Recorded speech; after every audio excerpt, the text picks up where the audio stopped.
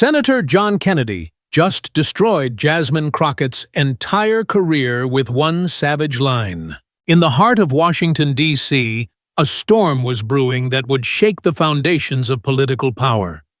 $50 million in questionable financial transfers. Shady deals with foreign entities.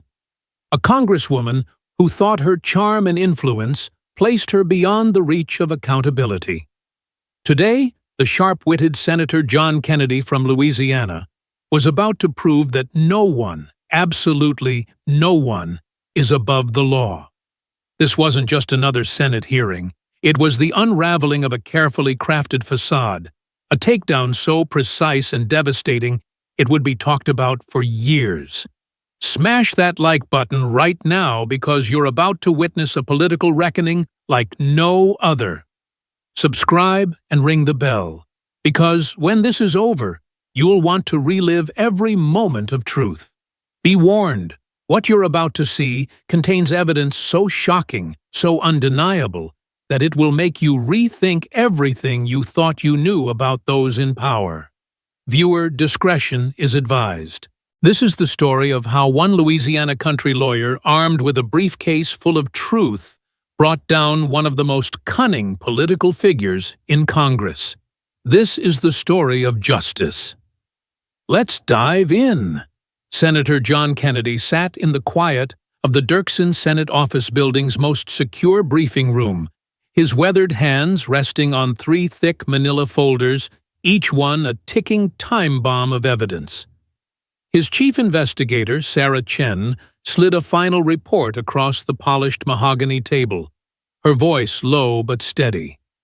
"We've confirmed the financial transfers, Senator. The connections to those offshore accounts are airtight, and we have a witness ready to testify."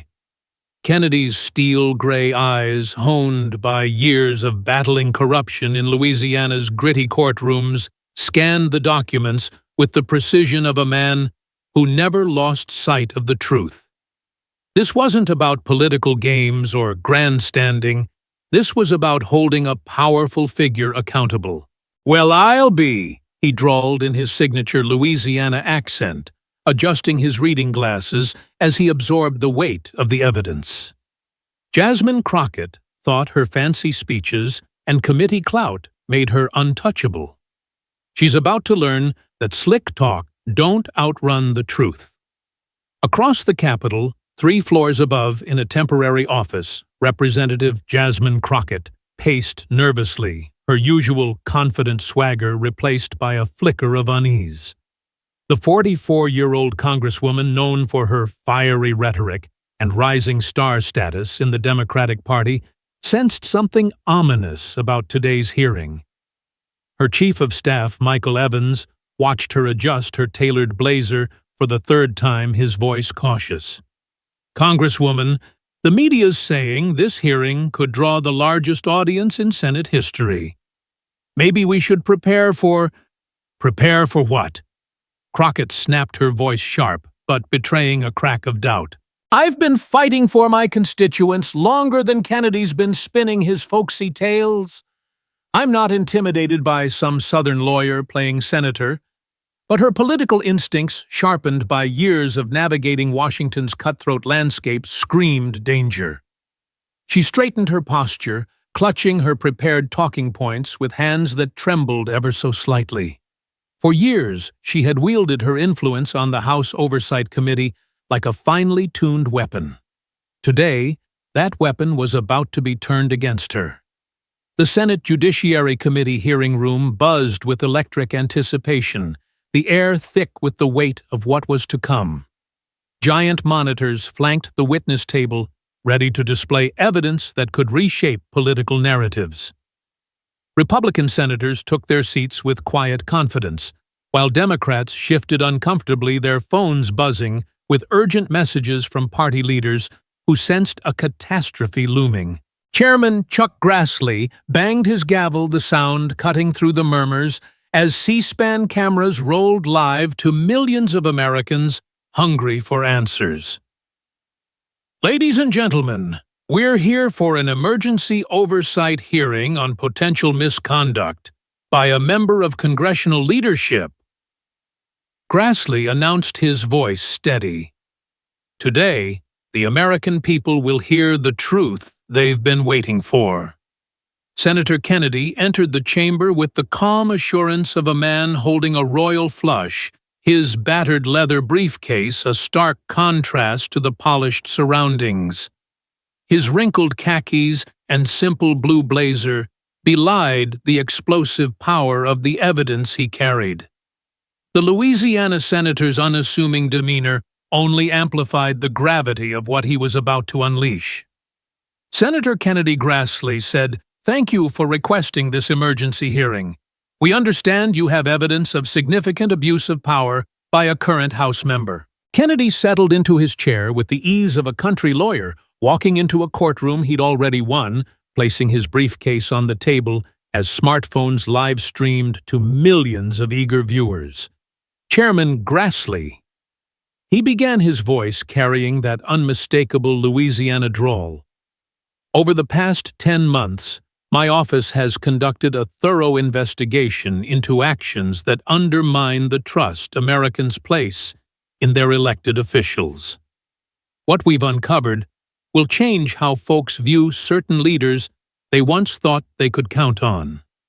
Representative Jasmine Crockett entered through the chamber's rear doors, flanked by a team of high-priced attorneys whose tense expressions hinted at the storm about to break. Her polished appearance, tailored suit, flawless makeup couldn't mask the flicker of fear in her eyes or the slight tremor in her hands as she took her seat. How fitting that Representative Crockett chose to attend today's hearing, Grassley noted with a hint of satisfaction. "Senator Kennedy, please proceed with your presentation." Kennedy's eyes met Crockett's across the chamber, a fleeting moment that carried the weight of a duel about to begin. In that instant, the Congresswoman realized she wasn't facing another political sparring match. She was staring down a Louisiana lawyer armed with facts and a relentless pursuit of justice. Mr. Chairman Kennedy began, his voice blending folksy charm with prosecutorial steel. "What I'm about to present shows a pattern of misconduct that would make a Louisiana ward boss blush. We're talking about abuse of power, questionable financial dealings, and a betrayal of the public's trust." The stage was set. On one side, John Kennedy, the unassuming senator with a knack for cutting through deception. On the other, Jasmine Crockett, whose rapid rise in Congress was about to be tested by a mountain of evidence. The reckoning had begun. Kennedy opened his first folder with deliberate care, the rustle of papers echoing in the now silent chamber. "Representative Crockett," he said, his drawl carrying across the room like a slow-rolling river down in Louisiana. "We got a saying, if you're gonna play fast and loose with the truth, you better have a good lawyer. Today, we're gonna see if yours are worth their salt." Crockett shifted in her seat, her confident smile faltering as Kennedy's words landed. "Senator Kennedy," she replied, her voice steady but strained.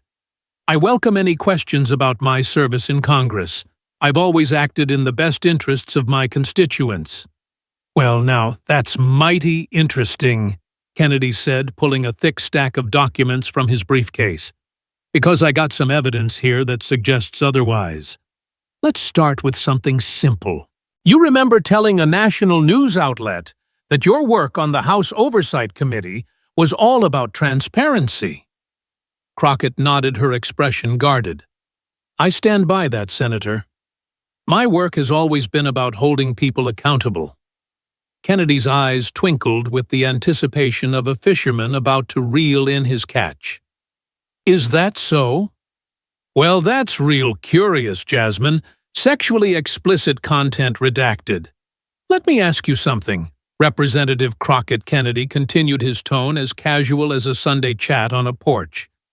"You ever coordinate with outside groups to push a particular bill through your committee?"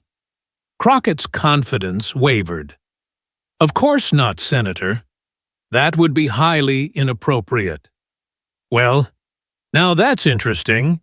Kennedy drawled, reaching into his briefcase with a theatrical slowness that heightened the tension. "Because I got an email here that tells a different story." The hearing room fell silent as Kennedy held up a printed email, its contents projected onto the chamber's monitors. Crockett's face tightened as the implications hit her. "You see, when you're careless enough to leave a digital trail of your dealings, it ain't hard to find the truth," Kennedy said. He pressed a button on a small digital recorder, and Crockett's voice filled the chamber. "We need to push the bill through by next week. I've got the votes lined up, but we need the media to run with our angle. Can you make it happen?" The room erupted in gasps and murmurs.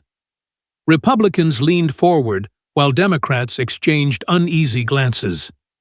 Crockett's hands gripped the table, her composure cracking.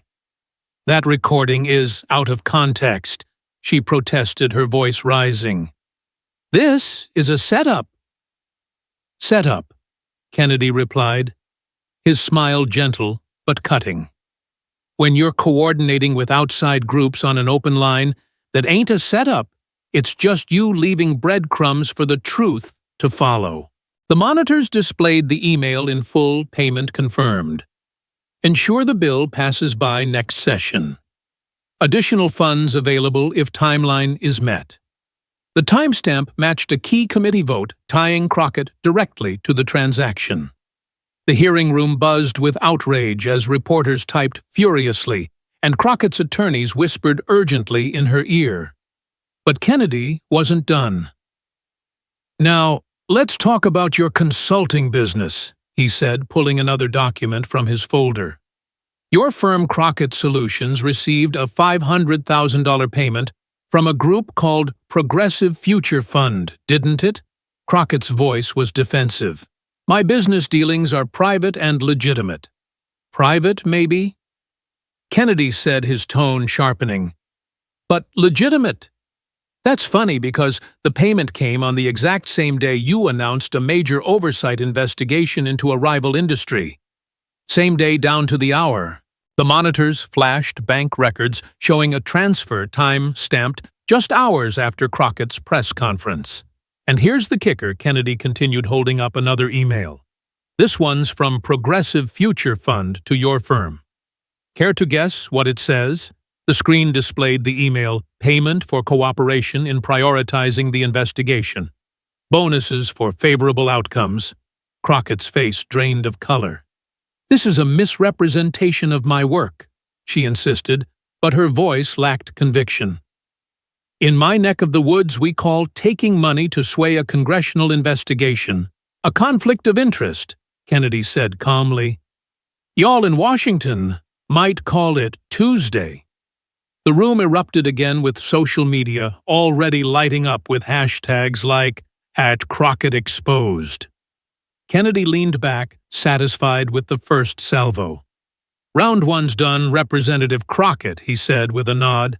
"But we got a lot more truth to unpack before this day's through." As Grassley called a brief recess, Crockett sat frozen, surrounded by her attorneys, the weight of Kennedy's evidence pressing down on her. The Louisiana senator had drawn first blood, and everyone in the chamber knew he was just getting started. The Senate Judiciary Committee hearing room pulsed with tension as the recess ended, and the C-SPAN cameras flickered back to life, broadcasting to millions of Americans glued to their screens. The air was thick with anticipation, the kind that comes when a political bombshell is about to drop.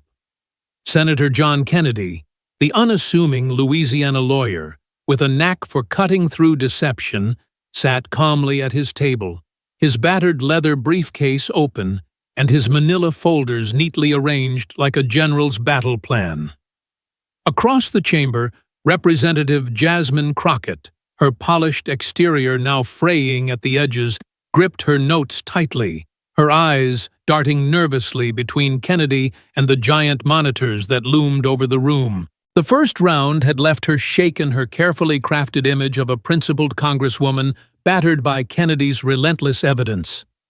But the Louisiana senator wasn't here to play games, he was here to deliver justice, and the truth was his weapon. Chairman Chuck Grassley banged his gavel, silencing the murmurs.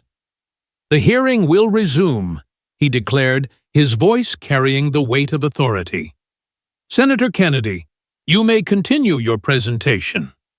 Kennedy adjusted his glasses, his folksy drawl cutting through the tension like a warm breeze.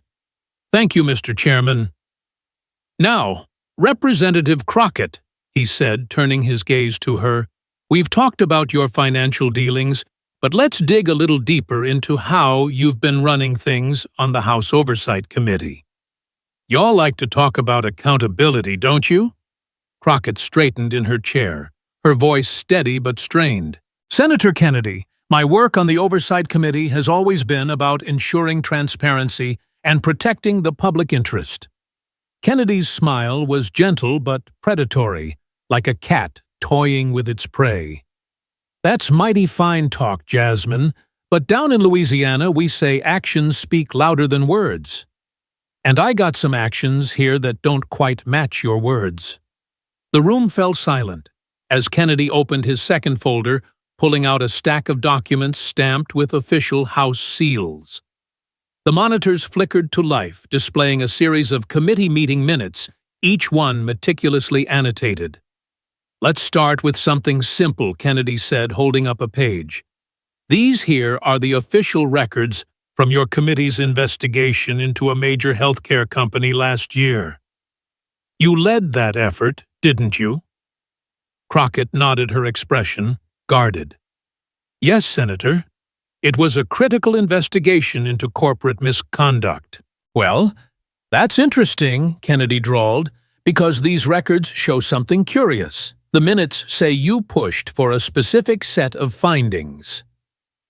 Findings that just happened to benefit a rival company tied to your donors." The monitors zoomed in on highlighted sections of the minutes showing Crockett's name next to motions that steered the investigation toward conclusions that favored a company called Health First Solutions. Gasps rippled through the room as Kennedy continued. "Now, I ain't saying you wrote these findings yourself, but it's mighty convenient that Health First sent your campaign a $200,000 donation 2 days after this meeting." Crockett's face tightened, her voice rising in defense. "Those donations were legal and reported." "You're twisting the facts, Senator." "Twisting the facts," Kennedy replied, his tone calm but cutting. "Let's see what the facts say for themselves." He produced a small digital recorder, holding it up for the cameras. "This here's a conversation from one of your staffers recorded during a committee break. Care to hear it?" Before Crockett could object, Kennedy pressed play, and her chief of staff's voice filled the chamber. "Jasmine, we need to make sure the report buries the competition. Health First is counting on us, and they've got the funds to make it worth our while." Another voice, unmistakably Crockett's, responded, "Just keep it quiet. We'll frame it as consumer protection. No one will dig deeper." The hearing room erupted in chaos, reporters typing furiously, as social media lit up with #Crockett caught trending worldwide. Crockett's attorneys leaned in, whispering frantically, but her composure was crumbling. "That's out of context," she shouted over the noise. "This is a smear campaign, Kennedy said, raising an eyebrow. "When you're caught on tape plotting to tilt a congressional investigation, that ain't a smear, it's evidence." The monitors switched to a new document, an email from Crockett to a Health First executive time-stamped the same day as the committee meeting. "Investigation on track. Expect favorable outcome. Discuss additional support at next fundraiser."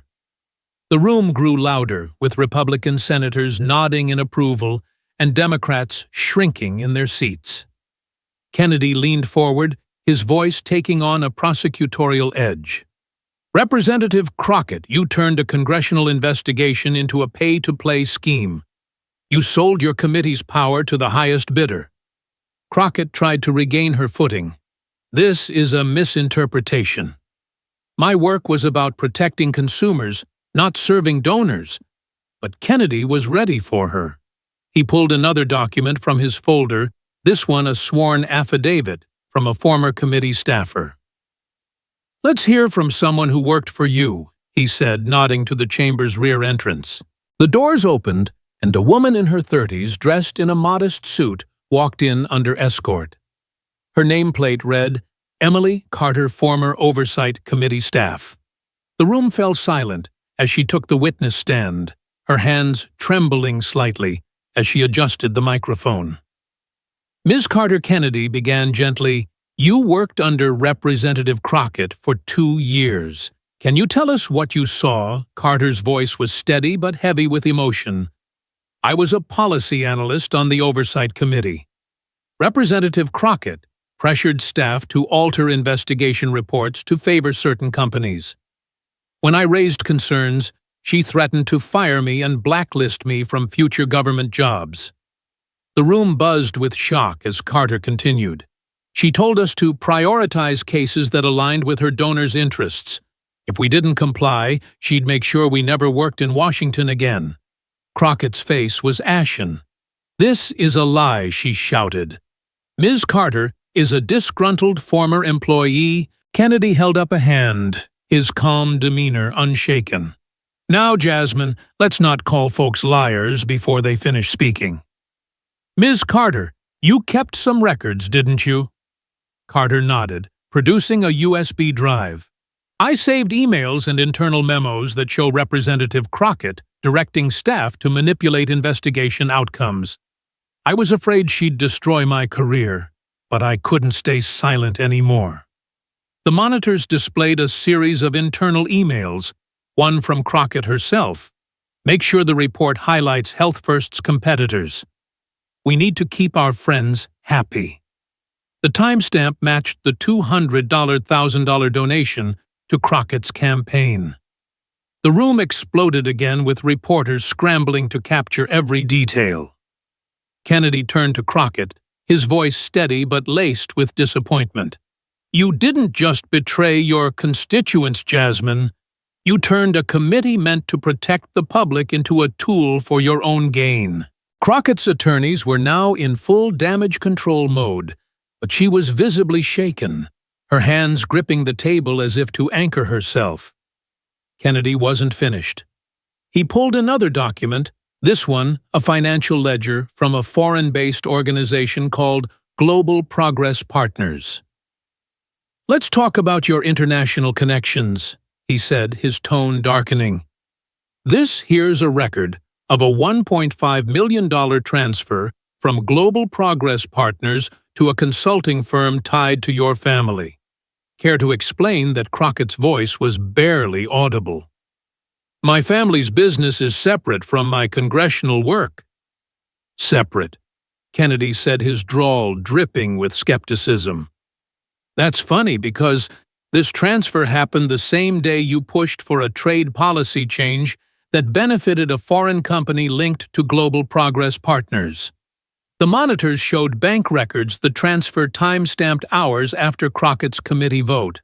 "And here's the real kicker," Kennedy added, holding up a surveillance photo. The image showed Crockett meeting with a known representative of Global Progress Partners at a private dinner in Washington, D.C. This here's you meeting with a foreign agent right before that vote. Coincidence, I suppose? The room was in pandemonium, with social media exploding as #CrockettCorruption trended alongside clips of Kennedy's presentation. Crockett tried to respond, but her voice cracked. "This is a setup. These photos are manipulated." Kennedy's smile was unflinching. "Photos don't lie, Jasmine, but folks sure do. And we got more than photos." He produced another recording, this one a voicemail from Crockett to the same foreign representative. "The vote's secured," her voice said. "I expect the agreed-upon support by next week." The evidence was damning, and Crockett's attorneys could do nothing but whisper frantically as the room roared with outrage. Kennedy leaned back, his calm demeanor a stark contrast to the chaos around him. "Representative Crockett, You've been using your position to play both sides, taking money from foreign interests while claiming to serve the American people. He turned to the chamber, addressing the millions watching at home. Folks, what we're seeing here is a betrayal of trust, plain and simple. When someone sells their vote, they're selling out every American who believed in them. As Grassley called for another brief recess, Crockett sat slumped in her chair, her polished facade shattered. Her attorneys huddled around her, but the weight of Kennedy's evidence was crushing. The Louisiana senator had landed blow after blow, each one backed by irrefutable proof. The hearing room was a storm of noise and emotion, but Kennedy remained steady, his folders still holding more secrets yet to be revealed.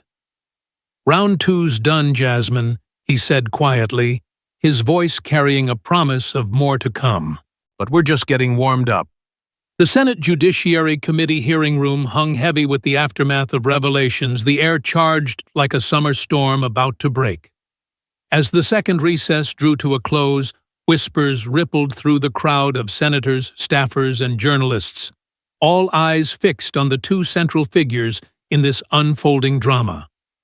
Senator John Kennedy, the steadfast Louisiana lawyer, whose calm demeanor masked a razor-sharp mind, rifled through his third manila folder, his battered briefcase, a testament to months of tireless investigation.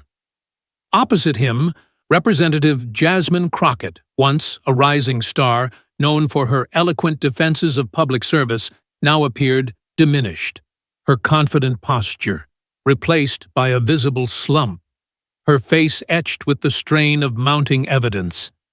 The Louisiana senator had already peeled back layers of financial impropriety and committee abuse, but he knew the deepest secrets were yet to be revealed. Today, he would delve into the shadowy network of connections that Crockett had woven, exposing ties that reached beyond American borders and threatened the integrity of congressional decision-making.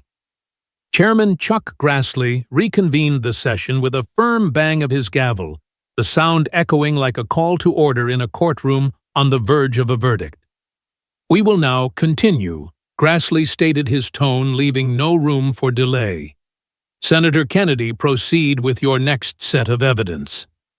Kennedy nodded respectfully, his voice carrying that familiar Louisiana drawl, warm yet unyielding. "Thank you, Mr. Chairman. Representative Crockett, we've covered your domestic dealings, but let's talk about your international friends. You got any connections to foreign organizations that might raise an eyebrow?" Crockett lifted her chin, her voice attempting to reclaim some authority. "Senator Kennedy, my work in Congress has always focused on building positive relationships for the benefit of our country. Any international contacts are purely professional." Kennedy's eyes narrowed slightly, his smile hinting at the trap about to spring. "Professional, you say? Well, in Louisiana, we call a spade, and what I got here looks like something more than just handshakes." The room hushed as Kennedy opened his third folder, revealing a sheaf of bank statements and wire transfer records, each one stamped with international banking codes. The large monitors, illuminated with scans of financial documents, showing a trail of money moving from an overseas entity called Euro Alliance Group to accounts linked to Crockett's personal network. "These here are records from a Swiss bank," Kennedy explained, pointing to the screen. "They show a transfer of $750,000 from Euro Alliance to a shell company owned by a close associate of yours. And wouldn't you know it, that transfer landed just before you advocated for a policy change that eased regulations on European imports." Gasps filled the chamber as the timeline appeared on screen, the wire transfer dated mere days before Crockett's impassioned speech in committee supporting the policy shift. Crockett's attorneys shifted uncomfortably, but she pressed on. "Those funds were for legitimate consulting work unrelated to my congressional duties." "Legitimate consulting?" Kennedy echoed, his tone laced with skepticism. Let's see what the evidence says. He gestured to his staff, who wheeled in a projector setup connected to a secure laptop. The monitors switched to surveillance footage from a discreet camera in a European cafe, the timestamp matching the period around the policy debate. The grainy but clear video showed Crockett seated at a table with a man identified as Victor Lang, a known lobbyist for Euro Alliance Group. They exchanged documents, and Crockett nodded approvingly before slipping an envelope into her bag. This footage was obtained through proper channels, Kennedy stated matter-of-factly. It shows you meeting with Mr. Lang, who's got a history of influencing policy through backdoor deals. And right after this little chat, you pushed hard for that regulation change. The room buzzed with murmurs, phones lighting up as journalists live tweeted the moment. Crockett's face paled, her voice rising in protest. This is an invasion of privacy. That meeting was about discussing trade opportunities. Nothing more. Kennedy held up a hand, his calm presence commanding attention. Privacy. Don't cover meetings that smell like influence, peddling Jasmine. And we got more than just pictures. He produced a printed transcript of intercepted communications, redacted for security, but damning in content. This here's an email from Mr. Lang to his superiors. Crockett on board. Policy shift imminent. Payment processed. The monitors displayed the email, the words highlighted in red. The chamber erupted in a wave of shock, with Republican senators exchanging nods of vindication and Democrats averting their eyes. But Kennedy pressed on, his voice steady, as he introduced the next bombshell. To make sure we got the full picture, I'd like to call a surprise witness, someone who knows your operations from the inside. The rear doors swung open, and a man in his 50s, dressed in a crisp suit, entered under escort. His badge read, Thomas Reed, former campaign advisor to Reverend Crockett. Reed took the stand, his expression solemn as he faced the room.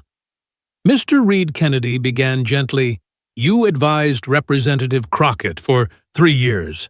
What can you tell us about her dealings with Euro Alliance? Reed cleared his throat, his voice firm despite the tension. I handled logistics for her campaigns and some international outreach. I witnessed Representative Crockett directing me to facilitate meetings with foreign lobbyists, including Victor Lang. She instructed me to keep certain financial arrangements off the books, saying it was for strategic partnerships. Crockett's attorneys jumped to their feet, objecting loudly, but Grassley overruled them. Reed continued undeterred. When I questioned the ethics, she threatened to ruin my reputation. I kept records as insurance emails, memos, even a recording of her admitting the need to bend rules for bigger wins.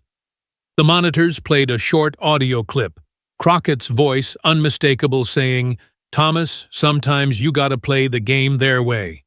Euro Alliance is key. Make sure the deal stays quiet.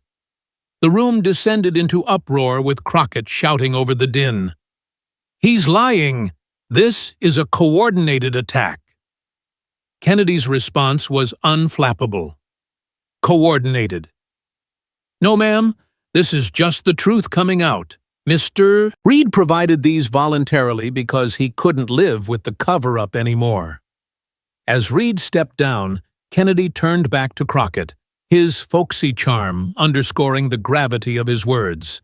Jasmine, you wove a web of foreign connections to boost your influence, but webs like that tend to trap the spider too. You hid these dealings, pressured folks to stay silent. And all for what? Personal gain over public service. Crockett's composure shattered, her hands trembling as she clutched the table. Her eyes wide with the realization that her secrets were unraveling before a national audience. The monitors flashed a final piece, a network diagram connecting Crockett to Euro Alliance through multiple intermediaries, each link backed by financial trails. Social media was ablaze with #CrockettWeb trending, as viewers shared clips of Kennedy's methodical dismantling. Kennedy leaned back, his voice carrying to the public watching at home. Folks, when someone in power hides behind shadows and foreign money, it erodes the trust we all depend on. We deserve leaders who serve openly, not ones who scheme in secret. As Grassley announced a short break, Crockett sat in stunned silence, her attorneys swarming around her like bees around a fallen hive. The Louisiana senator had exposed the heart of her network. Each revelation, a blow to her credibility. The hearing room thrummed with energy, but Kennedy remained composed, his remaining folder a promise of the final act to come. "Round three's wrapped up, Jasmine," he said softly, his words a quiet thunder. "But the truth ain't done speaking yet." The Senate Judiciary Committee, hearing room once buzzing with the electric tension of unfolding revelations, now settled into a reflective hush as the final act played out. The cumulative weight of Senator John Kennedy's meticulously presented evidence had painted a vivid picture of misconduct, leaving Representative Jasmine Crockett's reputation in tatters. Her foreign entanglements laid bare, her attempts at deflection rendered futile. Crockett sat in a state of quiet resignation, her once vibrant presence dimmed by the relentless pursuit of truth. Kennedy, the Louisiana senator, whose blend of homespun wisdom and incisive logic had guided the proceedings, closed his final folder with a deliberate motion signaling the end of his presentation, but the beginning of broader implications. This hearing had transcended mere politics. It had become a testament to the enduring power of accountability in public life. Chairman Chuck Grassley, sensing the moment's gravity, addressed the chamber with measured authority. "Senator Kennedy, before we conclude, would you like to offer any final thoughts?" Kennedy rose from his seat, his posture straight but unpretentious, his voice carrying the familiar Louisiana cadence that had become synonymous with straightforward honesty throughout the hearing. "Thank you, Mr. Chairman." He began his words measured and resonant. "Representative Crockett, what we've witnessed today isn't about winning or losing, it's about right and wrong. You came into public service with promises to your constituents, but somewhere along the way those promises got tangled up in personal ambitions and hidden dealings.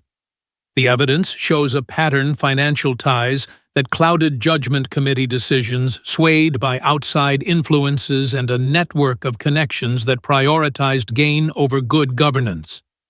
Crockett, her eyes downcast, offered no rebuttal, the room's collective gaze underscoring the finality of the moment. Kennedy pivoted to address the wider audience, his message extending beyond the chamber walls to the millions tuning in from homes across the nation. Folks, this isn't just about one person's missteps. It's a reminder for all of us in public service. We hold positions of trust, and that trust is fragile. When we let foreign interest whisper in our ears or allow money to dictate our moves, we betray not just our oaths, but the everyday Americans who count on us to act with integrity. As Kennedy spoke, the chamber doors parted to admit a team of federal investigators, their arrival a silent punctuation to the hearing's climax. They approached the witness table with official documents in hand, initiating the formal process that would lead to Crockett's suspension from her duties and a comprehensive review of her actions. Whispers spread among the attendees as Crockett was quietly led away, her political future now in the hands of impartial inquiries. The scene marked not an end, but a transition to investigations, potential reforms, and a renewed focus on ethical standards in Congress. In the immediate aftermath, Kennedy's composure stood in stark contrast to the swirling emotions around him. Reporters clamored for quotes, but he waved them off, gently opting instead for a brief statement that captured the essence of his philosophy. Down in Louisiana, we learn early that honesty ain't optional. It's essential, he said, his drawl infusing the words with authenticity. Today we upheld that principle, and I hope it serves as a beacon for others. The hearing's impact rippled outward, sparking nationwide conversations about ethics in leadership. In schools, teachers used the event as a case study in civics classes discussing how individual choices affect the greater good. Community groups held forums to share stories of accountability, echoing Senator Kennedy's unwavering values. Young professionals, inspired by his example, renewed their commitment to transparency in work and life. In a powerful address to Congress, Kennedy said, "I wasn't driven by ambition. It was the belief that if we don't hold ourselves accountable, who will?" He emphasized that integrity, whether from a teacher, a business owner, or a public servant, can spark lasting change. To the youth, he urged, don't wait for the spotlight. Start with small, honest actions. Responsibility is a privilege. His words went viral, inspiring students, parents, and professionals alike. Training programs adopted his approach, highlighting the courage to confront wrongdoing. Kennedy reminded the nation, justice is not about punishment. It's about restoring trust and balance. As applause filled the chamber, Kennedy's impact was clear, not through noise, but through quiet, principled action. The hearing revealed flaws, but offered hope. His legacy lives on as a testament that one person's truth can inspire a better world.